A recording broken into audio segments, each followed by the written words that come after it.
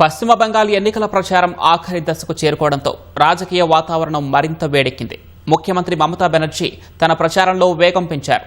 దక్షిణ కోల్కతాలోని భవానీపేర్ నియోజకవర్గంలో ఆమె భారీ పాదయాత్ర నిర్వహించారు. వేలాది మంది కార్యకర్తలతో కలిసి రోడ్ షోలో పాల్గొని సందడి చేశారు. లాన్స్డౌన్ క్రాసింగ్ నుంచి కాళీఘాట్ ఫైర్ సర్వీసెస్ స్టేషన్ వరకు సుమారు కిలోమీటర్ మేర దీదీ పాదయాత్ర చేశారు. మీరు ఎన్ని దాడులు చేసినా మళ్లీ బెంగాల్దే గెలుపు అంటూ పెద్ద ఎత్తున నినాదాలు చేశారు.